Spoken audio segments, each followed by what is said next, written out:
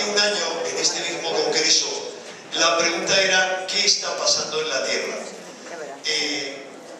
Ante todo voy a procurar que lo que me pase es que no me pase de tiempo más de la cuenta. Seguro que todos habéis visto la conferencia a través de los DVDs o a través de Internet. Yo creo que no hace falta más que hacer un recordatorio de lo que ha ocurrido de entonces a ahora para comprender que nunca antes había habido cambios tan acelerados. Sí, pégamelo mejor tú porque yo no sé hasta qué proximidad. ¿Así está bien? Bien. Cambios tan acelerados en todos los países. Bien. No, como tú me digas. Absolutamente en todos. No hablemos de la economía. Y por favor, si chirría mucho por el fondo, levanten la mano. Porque nunca antes había habido una situación así. Hubo, cierto es, una depresión en 1929, pero como yo dije en un programa que grabamos en Puerto Milenio hace 4 meses, se emitió después y se ha vuelto a remitir sobre la crisis económica, esta es una nueva depresión. No lo digo yo, lo decía el presidente de Rusia, de la Federación de Estados Rusos. Y tratan de ponerle barreras por todas partes, pero la gravedad de esta depresión y por lo que ha estado contenida y no explotado como entonces, es porque el mundo de entonces no tiene nada que ver con el actual. Hay en este momento toda una serie de barreras de contención. Dada la civilización global en la que vivimos, si así no fuera, esto sería un desastre al primer respiro, al primer ataque que hubiera, ciberataque o ataque directo especulativo que hubiera en la bolsa, se hundiría toda la economía. Pero en cuanto a los cambios terrestres, luego si nos da tiempo haremos un repaso. Ha ido habiendo toda una cantidad de terremotos. Algunos muy grandes ya habían tenido lugar antes de aquella conferencia, como el de Japón, inédito, lo reconocen ahora los científicos, inéditos, por la intensidad medida. Nunca se había medido un terremoto de esa intensidad. Se había especulado con que otros anteriores tenían esa intensidad, pero nunca medido. Y además, por el golpe brutal que supone a esa amenaza radical para la vida en la Tierra, que es la energía atómica, ante la crisis de fusión. Bien, la cuestión es que no voy a enumerarles los cambios porque para que no se le hagan evidentes es que no se molesta de estar al tanto. Cierto es que los medios de comunicación nos ofrecen solamente algunas de las noticias. No han ofrecido, entre otros, por ejemplo, la semana pasada ha habido una docena de terremotos importantes en un sentido u otro y no han prestado atención a que en un par de sitios en Sudamérica esos terremotos grandes y otros más pequeños están poniendo en marcha volcanes muy potentes y peligrosos como el Nevado del Ruiz. O, por ejemplo, no se ha considerado que un terremoto de una potencia media, pero que se sintió en la costa oeste de Inglaterra y en la costa este de Irlanda, más cercano a Irlanda, había sido muy importante porque es el terremoto más intenso registrado en toda la historia en Irlanda. Es decir, en zonas que no son sísmicas está habiendo terremotos y están amenazando. Por ejemplo, en ese lugar había amenazado las instalaciones eléctricas. Pero vayamos a verlo. Todo esto tiene o no tiene que ver con todo lo que se viene hablando sobre 2012. Perdón, ¿por qué? A ver, espero que esto funcione. Bien. Sobre 2012 se han dicho muchas cosas, muchas tonterías, muchas especulaciones. Ha hecho un daño nefasto la película y otras cosas así que nos lo plantean como el fin del mundo. Sin embargo, ¿qué dicen los mayas en torno a 2012?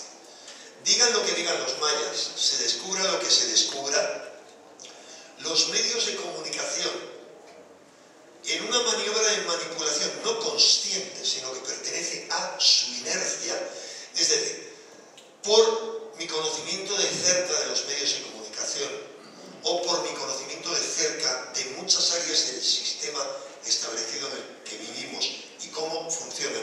Yo he tenido la fortuna a lo largo de mi vida de estar en contacto con áreas religiosas muy extremas, con el Opus Dei, cuando era muy joven, anteriormente a eso con lo que se llama la Organización Juvenil Española, es decir, con la Falange cuando era un niño. He estado muy en contacto con los movimientos más revolucionarios que ha habido en la España de Franco, o yo mismo he participado en alguno de ellos, como la CNT, el movimiento anarquista.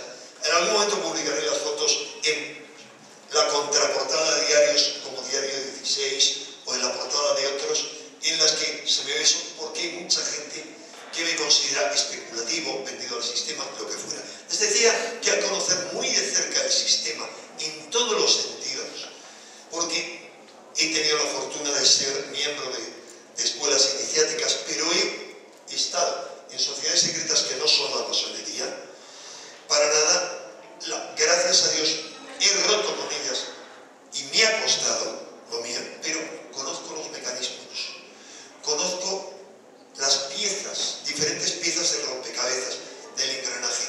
Y en cuanto a los medios de comunicación, les voy a decir, no es necesario que se le diga a un periodista que manipule o que haga algo concreto.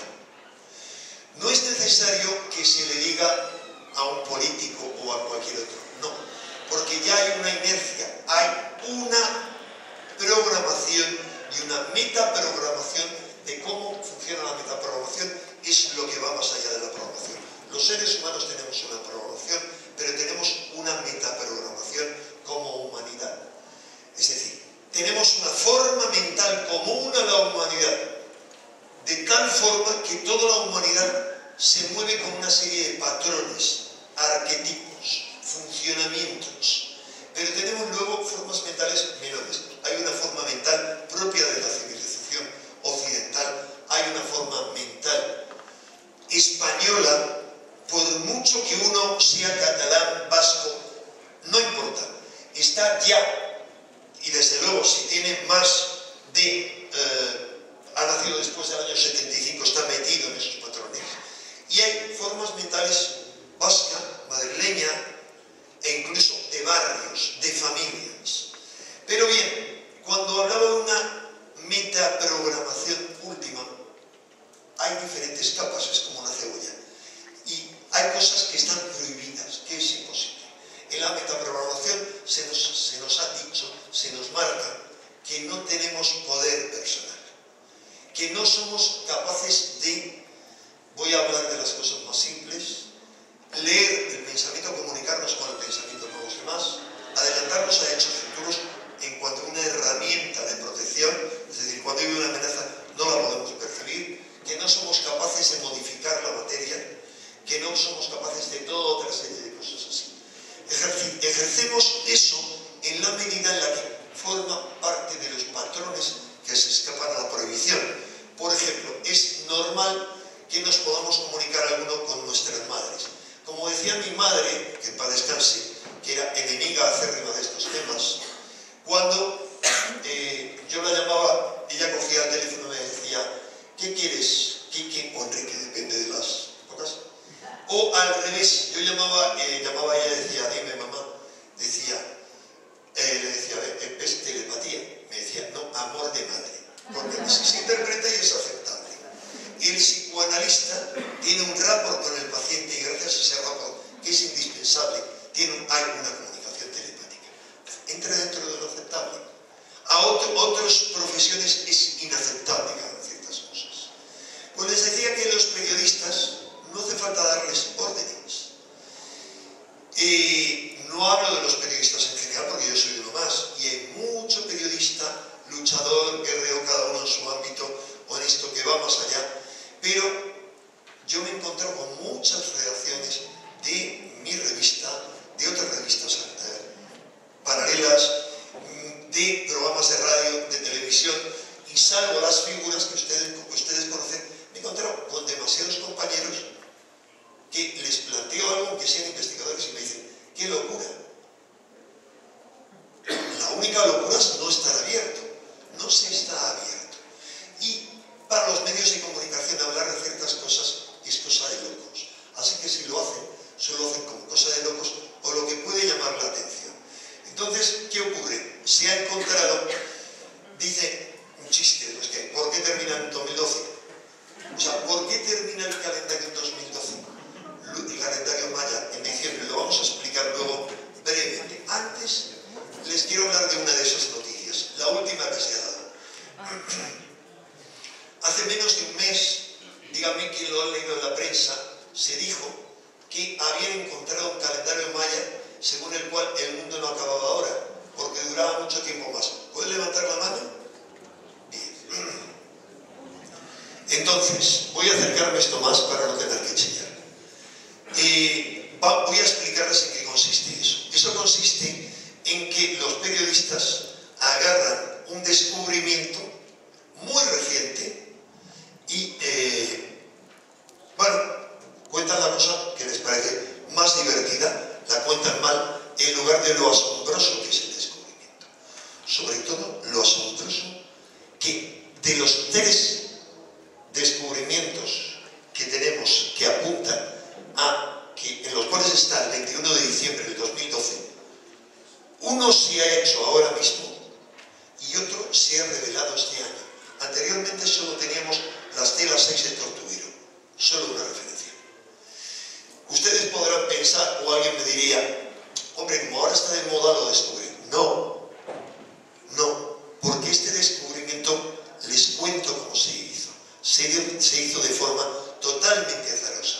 Estaban haciendo una investigación en una zona maya, en la zona maya de Sultún, que tiene una serie de ruinas, y en una parte que nadie pensaba que hubiera ninguna ruina y que no le estaban dando ninguna importancia, un becario al que no pagaban, sino, no sé siquiera si le pagarían la comida, pero el pobre hombre iba a investigar, pues se va por un lado y dice, voy a mirar aquí, que nadie ha mirado, se pone a excavar y de repente, excavando, ve que al fondo hay una pintura.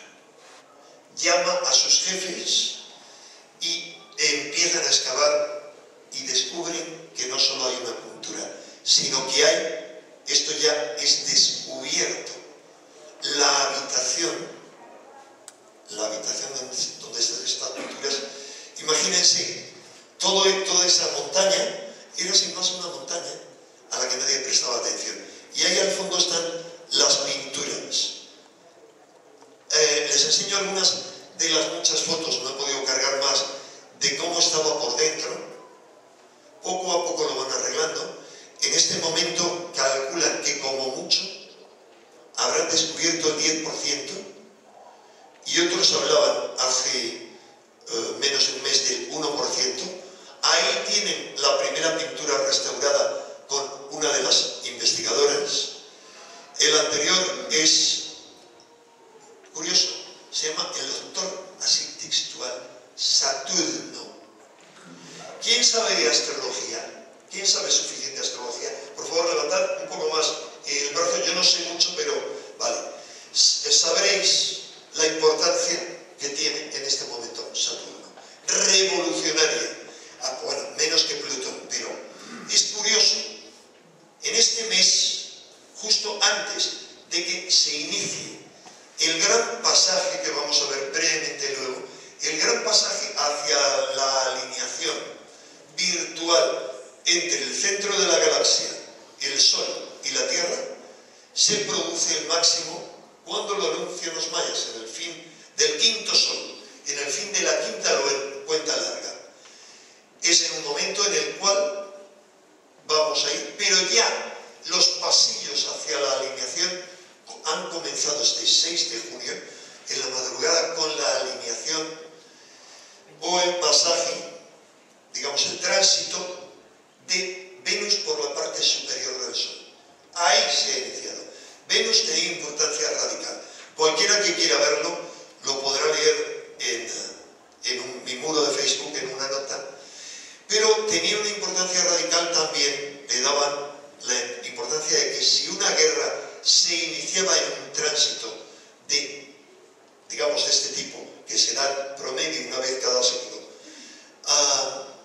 sería la guerra más terrible y destructiva. Así que yo doy gracias a la divina providencia, porque la guerra en Oriente Medio, inevitable, porque no tiene remedio,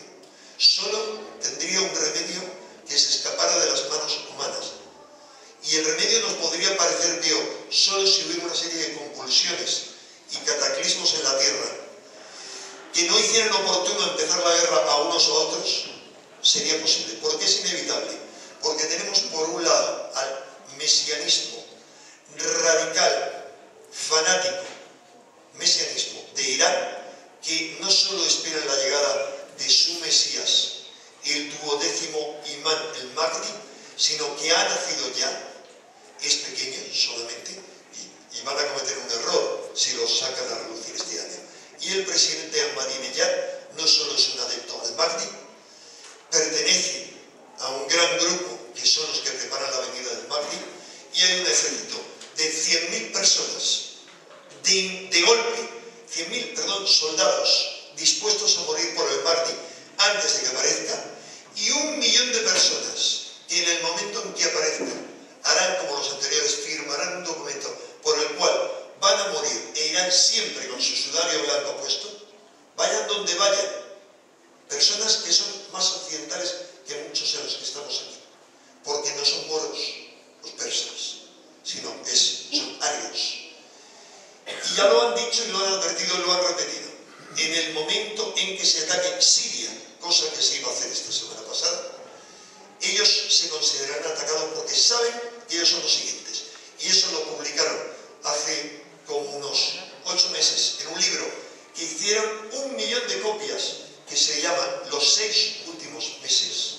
Son los 6 meses que precederán al regreso del Mahdi, y uno de los signos iniciales es, según sus profecías antiguas, las tropas del Techala, del anticristo, invadirán Siria, y a continuación invadirán Persia, Irán. Es decir, todo está dispuesto. Y por el lado judío, todo está dispuesto. Esta semana pasada, el día 6, búsquenlo en Google, se hizo público que los submarinos que Israel había comprado a Alemania habían sido armados con armamento nuclear.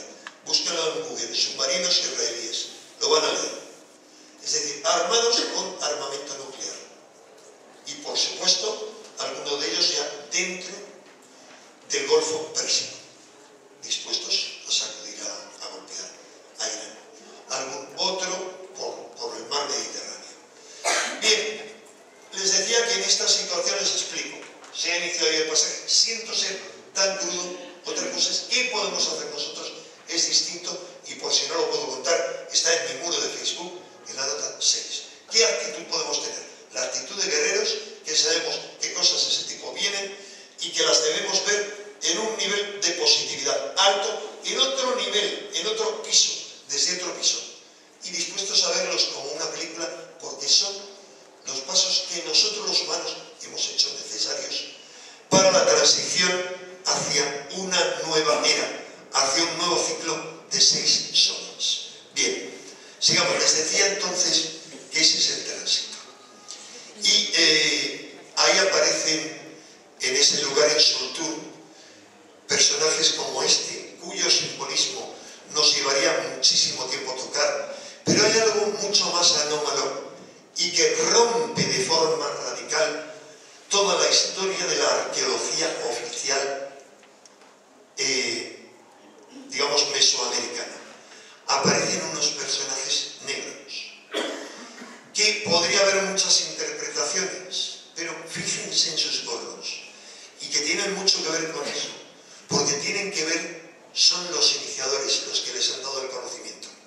Fíjense el gorro de Nefertiti y el gorro de estos señores. Yo les aseguro, conozco muy bien Egipto, y es un gorro absolutamente egipcio. No significa que sea originario de Egipto, sino al menos con una raíz común.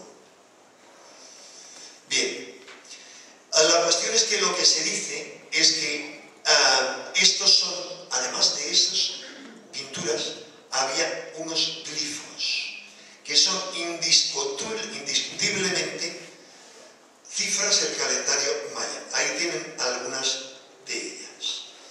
Y lo que ellos hablan es que extienden ese periodo de 13 ciclos que forman una cuenta larga, lo extiende más allá. Hay gente que dice que eso tiene que ver con algo muy simple, y es que en la época lo asombroso de ese calendario es que es el calendario más antiguo que se ha encontrado nunca. Es decir, sabemos, hay muchos calendarios, pero son más modernos. Eso es el año 800 de nuestra era. Sabemos que los calendarios se remontaban a la antigüedad, pero nunca se había encontrado uno más antiguo. La cuestión es que es el periodo clásico maya, en el cual comienza la degeneración de todo lo anterior. Y empiezan las guerras, empiezan los sacrificios humanos más intensos que nunca, porque sienten cercano su fin. Se han hecho muchas malas interpretaciones. Se ha dicho que lo que duraba, según ellos, era 700 años más. Primero, es absurdo, y segundo, hace falta conocer la cronología bien. Pero si es cierta ese dato sensacionalista, yo todavía no he tenido oportunidad de leer el artículo en la revista Science, Ciencia, porque he tenido unos días muy agitados. Pero si es cierto lo de los 700 años, no tiene que ver con que a este calendario le quede, no, sino con que el cómputo que hacían ellos en aquella época, efectivamente les quedaban 700 años para el fin del mundo. Calculen ustedes, 800 más 700, 1500. En 1520, como estaba anunciado en una serie de profecías mayas con fecha, tiene lugar el fin de los mayas. Con la llegada del no recuerdo si era gobernador general español, que procede a arrasar con toda la cultura maya, y comienzan las que más te conoces. Es decir, el fin del mundo maya tuvo lugar ahí. Pero no de nuestro. Les decía que empiezan las guerras entre ellos.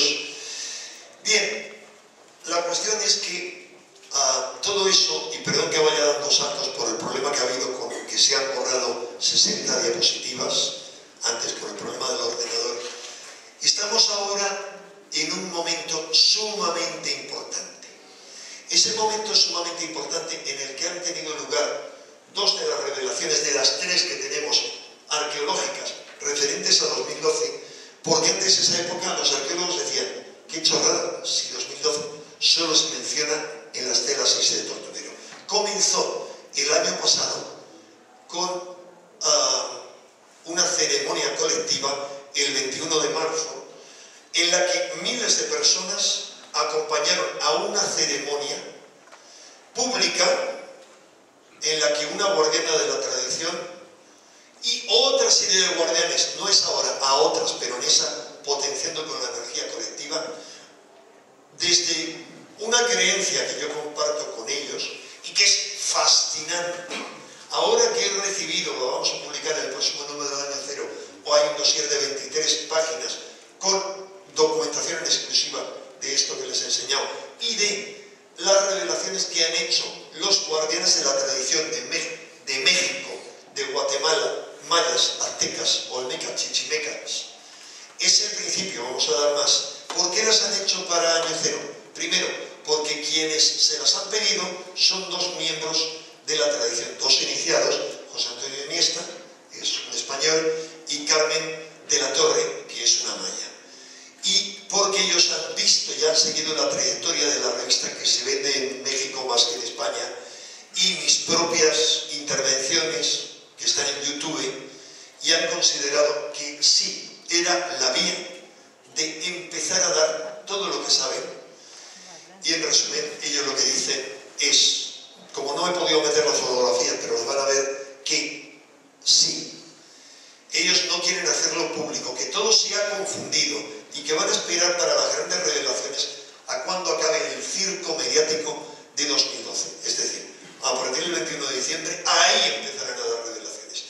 También, ¿por qué? Porque ellos, y no quieren hablar públicamente, prevén que va a haber muchos desastres. Porque no hemos sabido elegir la vía suave, hemos elegido la vía dura. Y y en la vía dura nos damos contra el muro y hasta que rompamos el muro o el muro nos rompa la crisma, no podremos dar el salto. Bien, la cuestión es que alguna de esa gente participó en esa ceremonia. Yo les decía que contaban en esto sus experiencias y las vivencias que ellos cuentan en la apertura de las puertas son idénticas a las que hemos tenido otros en lugares como Egipto.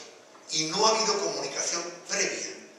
Y en el artículo que me ha mandado Iniesta me quedo atónito. Vendrá algo más que un artículo. Verán ustedes que de aquí a fin de mayo la masa de documentación que vamos a dar va a ser grande, toda inspirada en las revelaciones de ellos. La cuestión es que hay una apertura de una puerta dimensional. Otros creemos haber participado con gente llegada, pequeños grupos llegados a todo el mundo, en la apertura de otra puerta dentro de la Gran Pirámide. El 21 de diciembre, yo estuve yo estuve el 23 de marzo. Y cuando yo estaba, había un grupo fundamentalmente norteamericano, antes que llegáramos nosotros, y lo que experimentamos y lo que experimentó la gente, sobre todo, que tiene más desarrollada su sensibilidad, no su sensibilidad, que ha trabajado durante muchos años, ha recibido iniciación en técnicas muy potentes y eso lo maneja y lo domina a la perfección, y no gente ignorante, sino gente con un currículum académico muy notable a sus espaldas.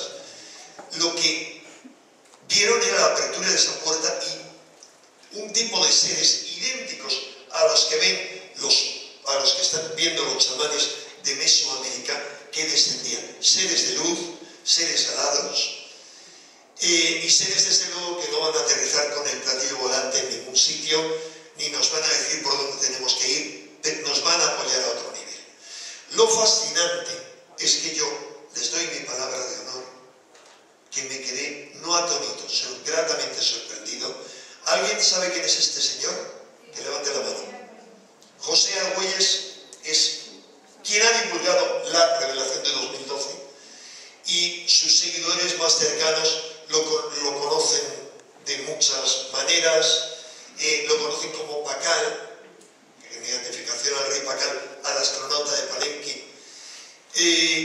Lo interesante fue comprender días después que mi querido amigo y hermano José Argüelles había elegido, su alma había elegido para abandonar su vehículo físico la hora precisa en la que estábamos dentro de la Gran Pirámide, porque estaba abierta la puerta hacia su lugar de origen después de tanto tiempo aquí. Es decir, se habían realineado ciertas puertas antiguas. Esta es la pirámide de Tikal, ligada totalmente a Argüelles, pero Argüelles, que fue el que lanzó la convergencia armónica y la moda de 2012 en 1896, no fue el primero. El primero fue Frank Waters en su libro México Místico, la llegada, o el venidero sexto mundo de la conciencia. Él lo da en sexto sol, pero no es muy correcto. Igual que él hacía una conversión inexacta y decía que era el 21 de diciembre del 2011. ¿Por qué? Porque no consideraba que el calendario nuestro no tiene año cero. Es decir, año 1 antes de Cristo, año más 1 y año menos 1. Con lo cual hay un decalaje de un año. Este hombre, Frank Waters, está ahí. Fue además del que lanzó la mitología maya en 1975. Antes escribió otro libro, el libro del Hopi, porque él, como descendiente, lo ven ahí, de indígenas norteamericanos, se inició con los mayas. Ahí está el libro de Argüelles, el primero y el factor maya, donde habla de la convergencia armónica. Ahí está la convergencia armónica. Perdón porque no se me ha saltado la imagen de los Hopis, creo. Sí. Bien, él estuvo con los Hopis le iniciaron, y en la sabiduría de los Hopis también hablan no de 5 soles, de 4 mundos, y estamos al final del cuarto mundo, termina ahora. José Argüelles convocó a mucha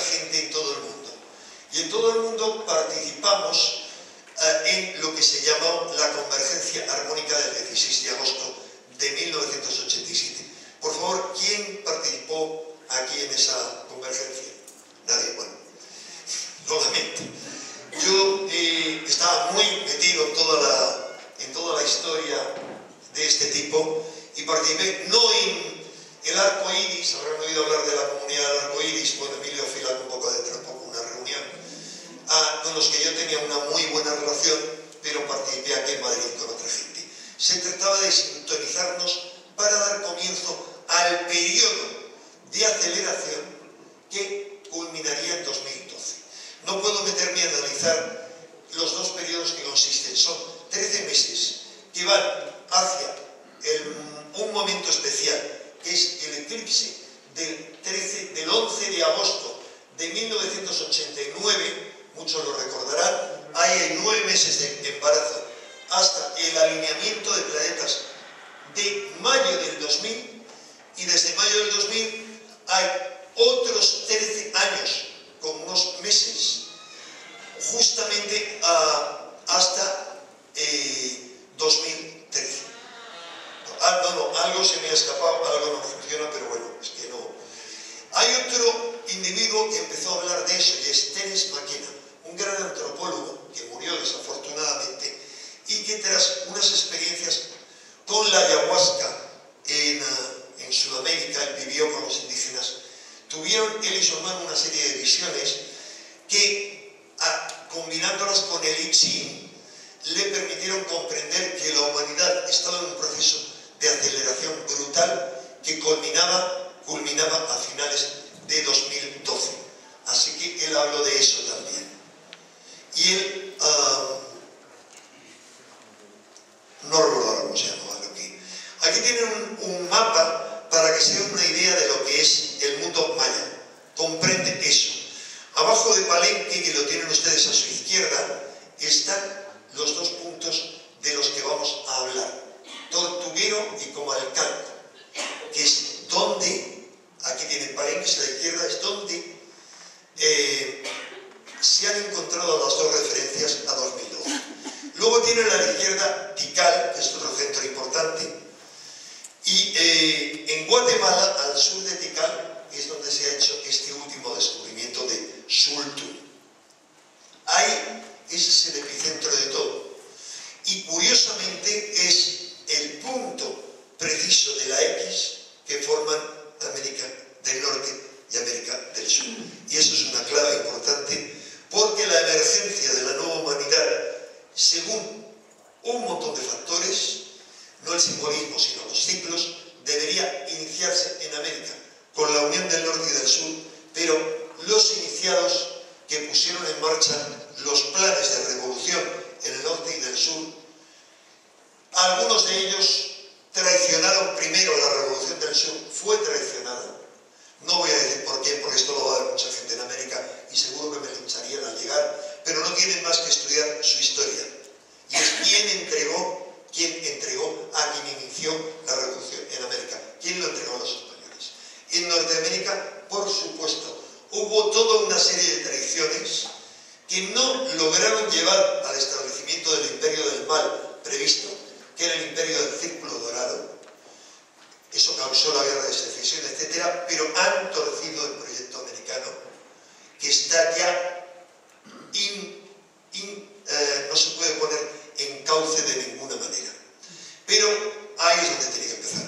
Esta es la estela 6 de Tortuguero, que ahora está en un museo. Y ahí se dice, faltan 8 catunes y 13 bactunes, son términos del calendario maya Tzolkin. Es el calendario sagrado y es diferente a la cuenta larga. Catún y Bactún son 2 periodos de la cuenta larga. Lo de abajo es Tzolkin.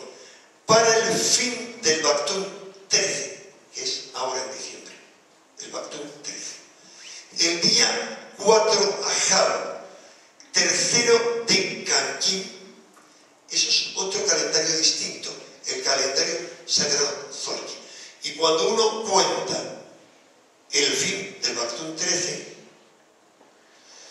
solo hay en miles de años un día en el que coincide todo con el cuarto Ajau, tercero de Canquín, y es exactamente el 21 de diciembre. Es decir, hay una segunda reafirmación, pero hay una tercera, y es que coincide con un solsticio de invierno. sumamente importante para los mayas. Así que sobre la fecha no hay duda. ¿Pero qué ocurre? ¿En esa fecha va a empezar a temblar la tierra o algo así? No. En esa época, en esa fecha, hay un acontecimiento cósmico excepcional. Y la forma de aprovecharlos internamente, antes, después, en el año 2013, por supuesto, va a haber todo tipo de convulsiones. Pero la única convulsión importante es la que puede tener lugar dentro de nosotros. No ese día, sino si nos hemos preparado desde ya adecuadamente. Y dice, entonces, desde lo oscuro descenderá, dice el Señor, 9 medidas. No, realmente dice, Utomaek imal bolon yokte. Bolon yokte yu es un Señor de gran poder. Cuando dice 9 medidas, es que está asociado con 9 patas o 9 principios. Esto es complejo y daría para una conferencia. Está asociado a los 9 señores, a los 9 principios. Y está representando, entre otras muchas cosas, la llegada de algo con el haz cósmico que llega desde el centro de la galaxia, desde el oscuro, se abre un puente, la llegada de algo transformador, terriblemente transformador. El que se asocie a Bolon Yokte, a la guerra, no significa nada. Se le asocia a la guerra y al renacimiento, a la resurrección. Pero para un guerrero iniciado en una tradición, no importa cuál, la única guerra que cuenta es la guerra sagrada, la guerra santa. Y la guerra santa es la que se libra dentro de uno contra la oscuridad. Ahí tienen un retrato de Bolon Yokte. Y ahí está el otro hallazgo, ahí tiene a Bolon Yokte en Comalcalco. Hay 2 Comalcalcos, uno cerca de México DF, pero otro hay al sur, donde les he dicho, al sur de Palenque. Y ahí dice lo mismo, Ajaulish, Julino es, Canquín Yokte. Es también en una fecha Ajau, que no sé qué significa porque no sé maya, viene o cae Yokte, Bolon Yokte. Claramente ahí y en otros sitios siempre cae del cielo, viene del cielo Yokte, desciende del cielo. Esto es el calendario maya de la cuenta larga. ¿Cómo encaja? Vamos a ver, les sintetizo para entender esto. La cuenta larga son como una serie de ruedecitas que son diferentes medidas de tiempo. La más pequeña de las 5 ruedas es una medida de días y se va ensamblando en otras. La última rueda final acaba completando un Baktun. Un Baktun es una medida de tiempo largo y ahora llegamos al final del Baktun número 13, 13º Baktun. ¿Qué significa eso? Significa que el periodo de 5.125 años, que va desde el inicio de la cuenta larga en 3.114 a.C., que es cuando empieza el calendario actual y termina ahora, es la 5ª parte de un ciclo mayor. Hay 5 soles, les decía. Esos 5 soles es el tiempo que tarda la Tierra, el Sol, en hacer un giro en torno al centro galáctico. Es algo que los antiguos conocían como precesión de los equinoccios y que se conoce como un año platónico. Lo vamos a ver gráficamente, es decir, los 5 soles es el tiempo que hemos tardado en dar una vuelta con el Sol en torno al centro galáctico y volvemos ahora al punto inicial. Este era un análisis de la historia en base a los criterios mayas, los ciclos mayas. Los mayas, además de esos 5 soles y de esos 13 Baktunes, hablan de 7 periodos, 7 olas, y son 7 más 2. Se corresponden a los diferentes escalones de las más importantes, les he dicho 7, 9. Se corresponden a los 9 escalones de las más importantes pirámides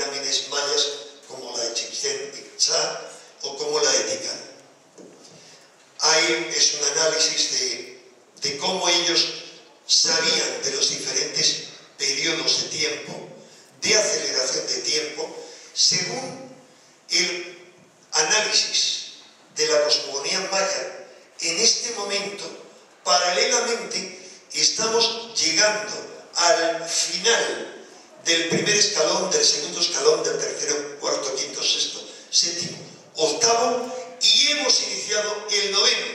Justo ahora se ha iniciado el noveno. Según esto, eso significa que hay una aceleración creciente, que nos vamos a enfrentar a la aceleración más brutal que haya vivido nunca el ser humano, al menos desde que tenga memoria. Unos lo sentirán de una manera y otros de otra. El que uno sienta la aceleración de una forma brutal no significa que uno ande peor. No. La siente no es así. ¿Qué es lo que hay que hacer? Intentar estar lo más para adentro posible y no dejarse llevar por la enajenación, porque esto va a ser un tsunami. ¿Cómo sabían acerca de todo esto los mayas? Porque los chamanes mayas quichés, que son los que escriben el Popol Vuh y los que pueblan toda esa zona, tienen un término concreto para que el pueblo los denomine, y son, digamos, en nombre genérico, es los que observan el cielo y cuentan el tiempo. Pero la rama de los cosmólogos, los que hacen la cosmología, son, les voy a decir el nombre exacto porque no quiero mentirles ni quiero confundirles, aunque viene de un artículo mío, pero el nombre preciso es Nikwakenel, los que miran al centro cósmico. ¿Por qué al centro cósmico? Porque de una u otra manera, yo les diré cómo creo que lo hacían, ellos miraban al centro galáctico. ¿Cuál es el pensamiento que tengo y comparto con muchos investigadores de cómo lo hacían?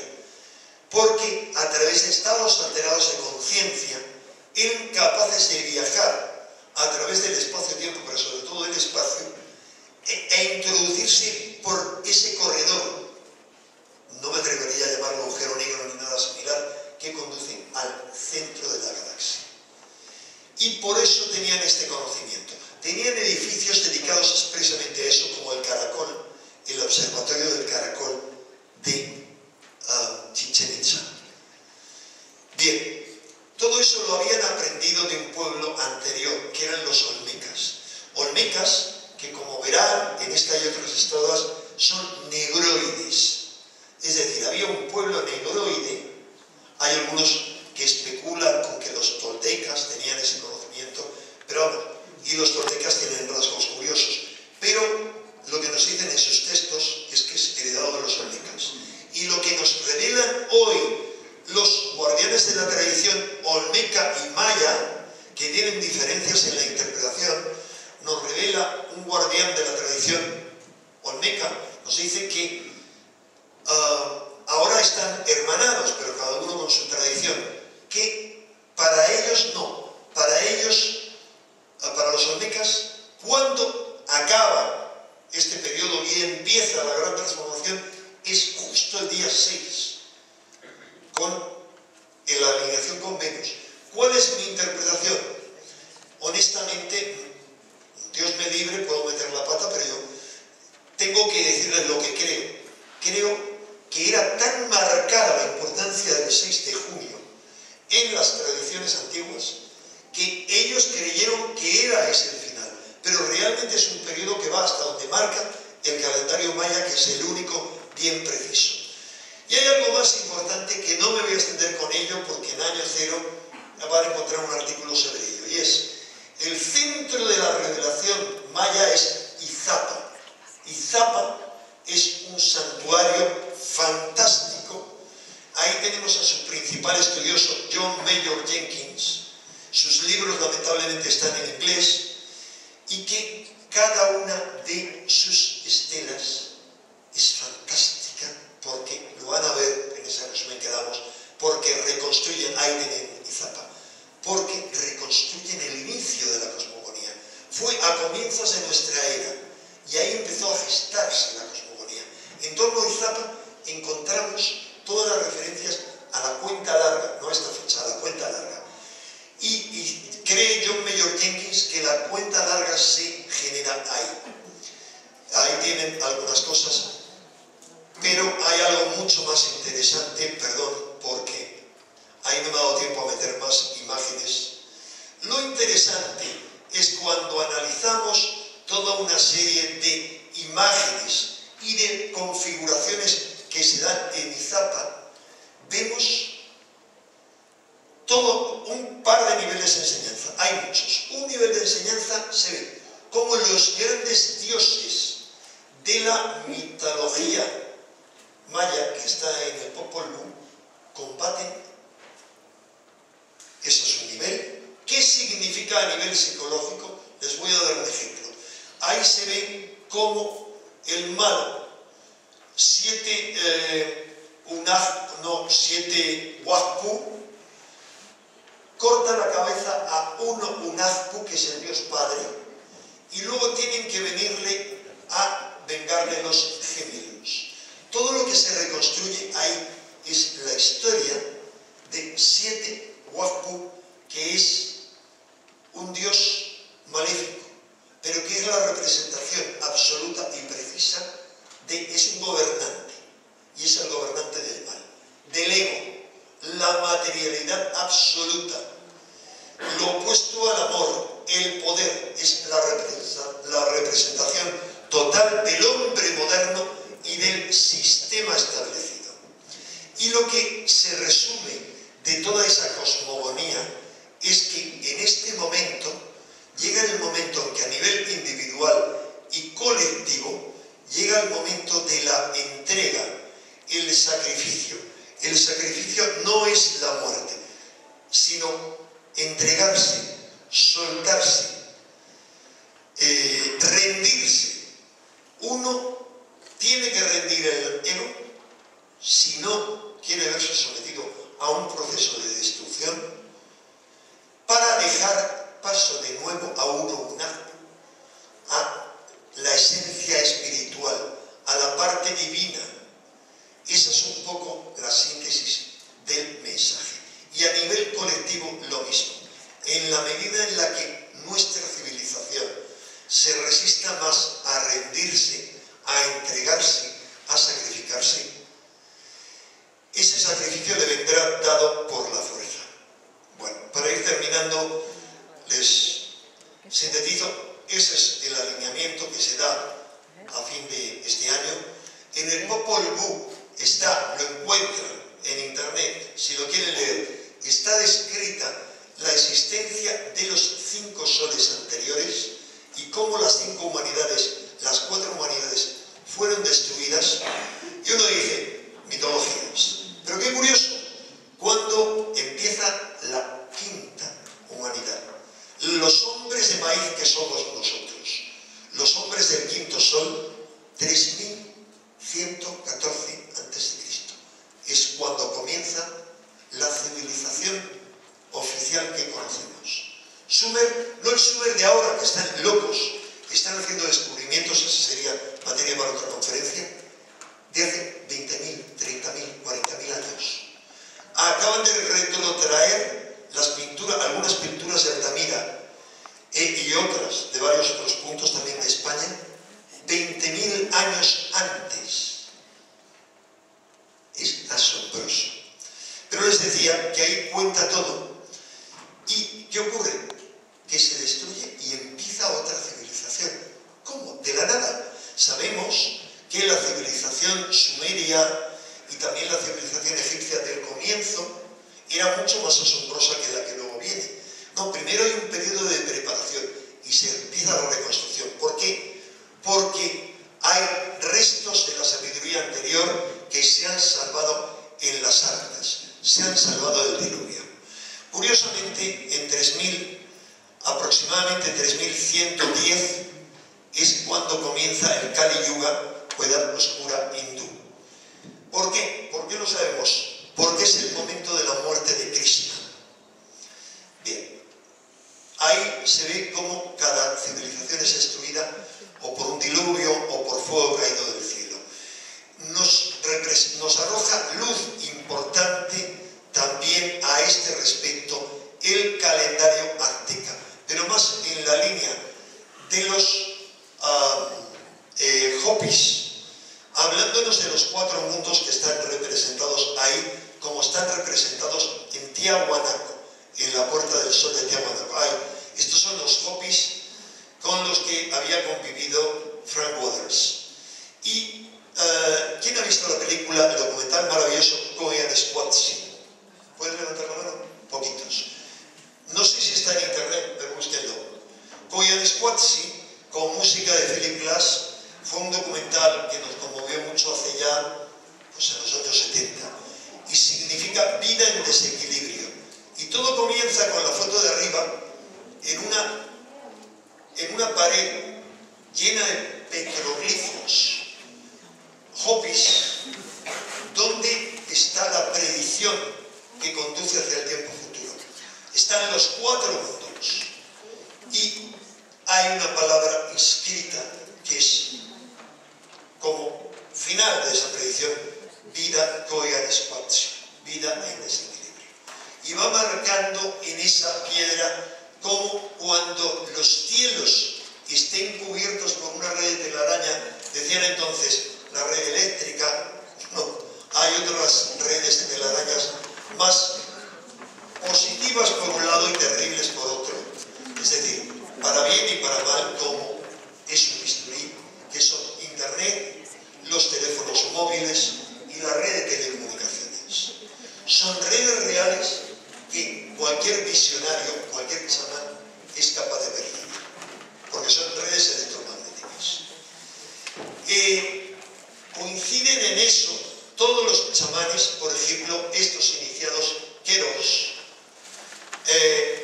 del norte de Perú, que han guardado la antigua tradición, se marcharon a las montañas.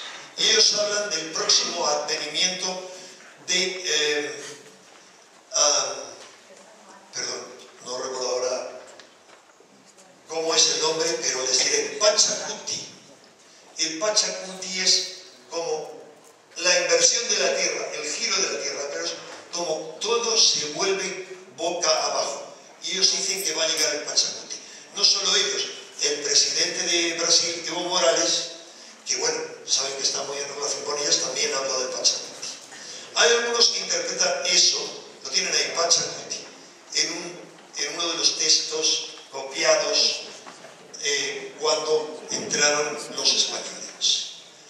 Hay algunos que lo interpretan como una inversión del polo magnético. Yo, bajo ningún concepto, no creo en absoluto, yo les digo lo que yo no creo, igual que les enumero lo que creo. En cuanto a catástrofes, lo siento, pero no creo ni que vaya a venir un planeta rojo, el Cóbulo, el planeta X, etc. Y que eso, la visión de ese planeta, que pueda estar en una zona que no percibimos bien, pero que lo vayamos a ver y eso vaya a acabar a causar un estruendo tremendo, no lo creo. Necesitaría tiempo para decir por qué. Segundo, no creo que la Tierra vaya a dar un vuelco como lo ha dado en el pasado y que donde está ahora el Ecuador esté en los polos. No lo creo. Pero sí, el giro del campo magnético que ya ha empezado, creo que se va a acentuar tremendamente con toda una serie de trastornos, pero trastornos positivos. Creo que va a contribuir a ello el viento solar. Ahí tenemos un esquema de cómo funciona el viento solar. Y aquí tenemos, saben que solo nos quedaron 4 códices antiguos que se llaman proféticos Chilam Balam, que fueron copiados después de la conquista y de la persecución. Sigo luchando con esto a ver si lo logro enmendar. Fueron copiados y uno de ellos está en Madrid. Hay algunos de ellos hablan de estas predicciones astronómicas, pero hay dentro del Chilam Balam otra frase que dice claramente: Kukulkan regresará el Catún 4 Ajau. Catún 4 Ajau corresponde al 21 de diciembre. Pero cualquier maya nos diría que Kukulcán ya ha comenzado su descenso. ¿Cuándo? Este 6 de junio. ¿Por qué? Kukulcán está asociado a Venus. Sin ninguna duda es el equivalente al azteca Quetzalcóatl. Bien. Y es la serpiente emplumada, o sea, el pájaro, la serpiente pájaro, que viene a traer la renovación. Es sobre todo un principio, un espíritu, una fuerza cósmica tremenda.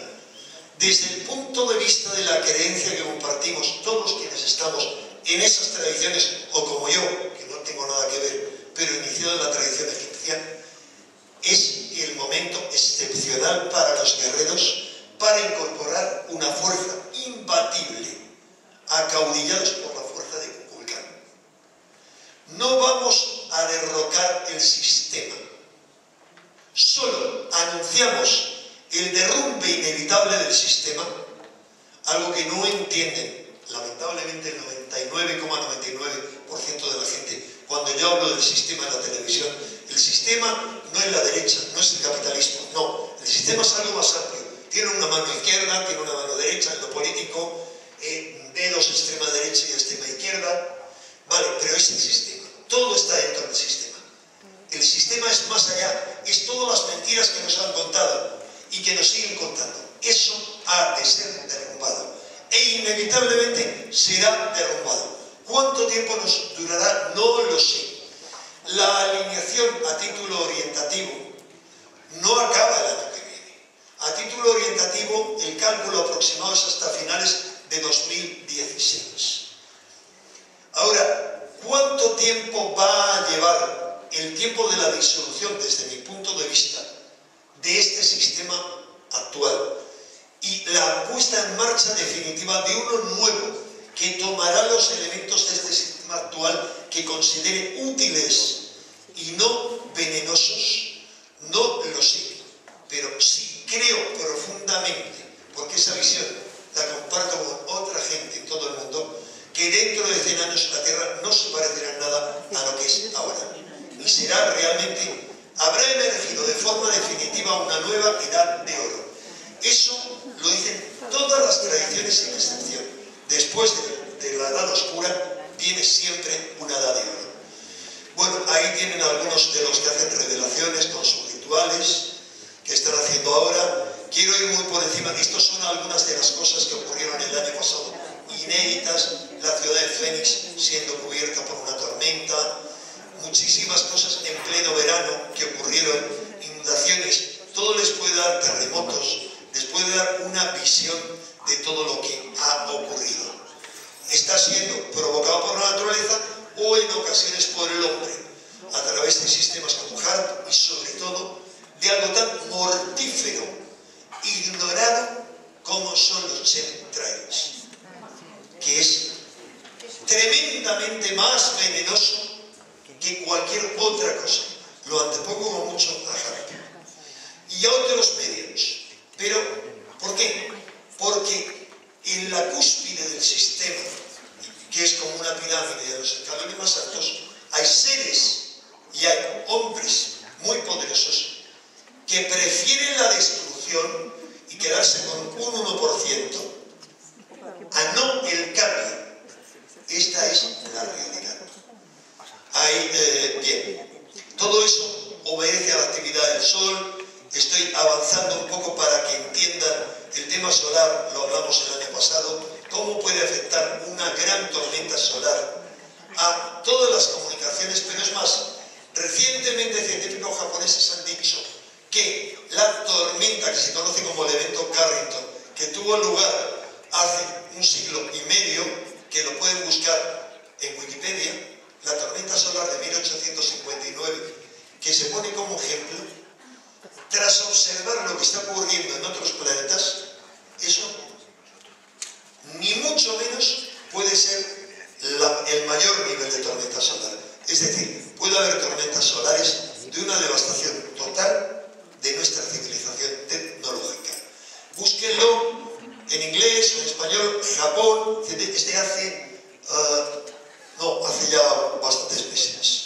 Eso puede desatar volcanes, supervolcanes,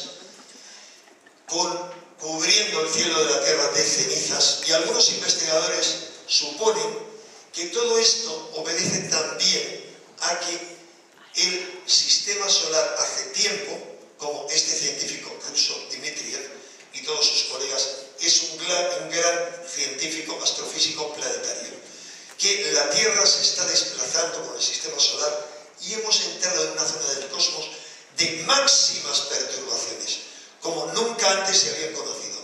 Él calcula que ese periodo duraría al menos 1000 años. Si no estoy de acuerdo en absoluto por eso, es porque son científicos muy atrevidos, pero desde el punto de vista de la tradición en la que he tenido la inmerecida fortuna de ser iniciado, entre otras cosas, creo que lo fui por otras razones ajenas a este ego y a este personaje, pero también porque iba a divulgar todo esto, termino ya. Pero en México la visión es que estamos como entrando a través de una suerte de embudo. No voy a decir palabra agujero negro para nada porque sabemos poco, igual que las fontanas blancas o los agujeros blancos, pero algo así. Es como si fuera un diablo por el que vamos. Esa es mi visión del tema. ¿Sabe lo que es un diablo? ¿Quién lo sabe? No, perdón, lo pregunto. No, hay gente que no levanta la mano, que no debe saber, vale, todo el mundo. Entonces, por la parte de ese yo, diablo, estamos entrando, vamos a llegar a un punto que yo creo que coincide con el 21 de diciembre y vamos a empezar a emerger. Es decir, estamos dando un salto a otra zona del universo desconocida. Así que yo creo que esas perturbaciones que están provocando fenómenos cósmicos tremendos, creo que se habrán desvanecido, si es cierta esa hipótesis, para 2017. Aquí tienen la interpretación del día galáctico. El día galáctico o respiro de Brahma. Brahma tiene un periodo de inspiración y otro de expiración. El gran dios cósmico hindú es 25.625 años. Se le llama año platónico, búsquenlo en la Wikipedia, y corresponde a lo que el sistema solar tarda en hacer un ciclo completo en torno, aquí dicen a Alción, pero eso no está demostrado, a el punto central de nuestra galaxia, de la Vía Láctea. Entonces, ¿qué ocurre? Cada uno de esos ciclos son lo que les decía, 5.125 años. Si cuentan de 3.113 a ahora, ese es el tiempo, ¿vale? Este es el esquema, creo que les habrá quedado claro. Y bien, yo ya no voy a pasar más imágenes porque es la hora y por si hay lugar a alguna pregunta. ¿Qué debemos sacar como lección de todo esto? Y eso es lo esencial. Estamos viviendo un tiempo excepcional y yo lo digo el primero con propósito de la enmienda, no podemos estar perdidos. Yo lo siento mucho por mis amigos de Facebook, por mis amigos de radios, etc. Después de esto me queda una conferencia en esta misma línea justo a finales de julio en San Sebastián, curiosamente en el día de San Ignacio, un día muy significativo. Ahí contaré lo que sea y solo 1 o 2 debates en cuarto milenio, pero intentaré empezar a hacer todo lo que tengo atrasado, cada uno ponerlo en orden en su casa. En mi caso es ordenar el caos que me rodea, caos externo y caos interno. Como adentro es afuera, como afuera es adentro, como arriba es abajo, como el cosmos es en nosotros. Cada uno tiene que ver qué debe resolver fuera, sin complicarse, algo muy puntual. ¿Cómo? Cada mañana levantarse con voluntad de guerrero. ¿Qué forma hay de hacerlo por la mañana y la noche? Di un ejemplo en el Facebook. Les voy a dar 2 ejemplos, imagínense, o imaginaos. Las realidades que hay en este momento más que nunca son como si estuviéramos equivalente a una serie de autoestopistas galácticas. Es una tontería, pero por hacerse una idea. Autoestopistas de niveles de vibración. Bien, si cada vez que nos levantamos entramos en la autopista automática, vamos a entrar en una autopista baja en la que está todo el mundo, con depresión, caos, miedo, un miedo creciente, y vamos a dejarnos atrapados. Sin embargo, si lo que hacemos es un salto y nos situamos en otra autopista superior, y abajo, en ese túnel, hay un tsunami que todo lo lleva. El tsunami es agua, emociones, miedo, caos, angustia, mala leche, perdón, negatividad, violencia. Nos situamos en otro nivel, eso no nos atrapa. Podemos encontrarnos en una situación que nos baje de nivel, pero si hemos empezado cada día desde ya en ese otro nivel, volveremos automáticamente recordándolo. ¿Cómo se entra en esa autopista? Pagando un peaje simbólico. Ese peaje es la positividad. Yo soy algo positivo y poderoso, porque somos seres muy poderosos que hemos sido educastrados. Y está bien, eso no sirve de nada. Y este es el momento de quitarse la máscara. Entonces les decía, yo manifiesto, yo recibo del cosmos, y vamos a recibir, si lo pedimos, les prometo de corazón que se reciben. Están dispuestos a darnos. Y hay cosas con las que conectarnos. Esa es la forma. Otro nivel más simple, pero yo les recomiendo el primero, otra visualización. Nos metemos en un ascensor, estamos a este nivel, le damos un botón alto y vamos subiendo y colocándonos en otro nivel. Y ahí nos podemos meter en esta autopista. Pero al final, todo se resume en esa confrontación, esa guerra que había entre 7, el ego y 1. ¿Qué significa el ego? La civilización nuestra actual es el poder, la posesión, la cerrazón de mente de todo, el odio. Y lo otro que es la entrega, el amor, la libertad. El cosmos se resume, por lo que nosotros vemos, solo a dos procesos: expansión y contracción. Expansión y contracción. Nuestro corazón hace lo mismo, el sol hace lo mismo. Y como podrán leer, siendo la publicidad, en el próximo número de Año Cero, la lección que está en el centro iniciático de Izapa, que Mayor Jenkins se llama la eleusis del nuevo mundo, donde iban a ser iniciados, ahí habla de lo mismo, expansión y contracción. Así que, queridos amigos, estamos en el fragor de una guerra, de una lucha máxima. Es una guerra en los cielos y en la tierra, es decir, en todos los niveles. La guerra se está librando a muchos niveles, pero esta que se está librando aquí abajo no solo es interesante para nosotros, sino para otros muchos niveles y para otros muchos seres, os lo garantizo. Es muy importante, por muchos motivos, la lucha en la tierra. Y la lucha no va a ser la lucha de Oriente Medio, ni siquiera va a ser la lucha contra el sistema, no. Es la lucha contra el sistema interiorizado. Es quitarnos la máscara, abrirnos. Es esta concha en la que nos han encerrado desde pequeños, dejarnos ya de si esto me viene de mi mamá, mi papá, mi bisabuelo. No.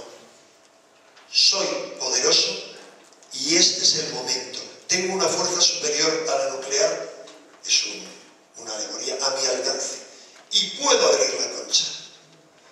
Es una lucha, lo repetiré una vez más, nunca me canso, entre la luz y la oscuridad, entre la involución y la evolución, entre el sueño y el despertar. Una lucha que se libra en el fondo de nuestro corazón, y de nuestra conciencia. De cada uno depende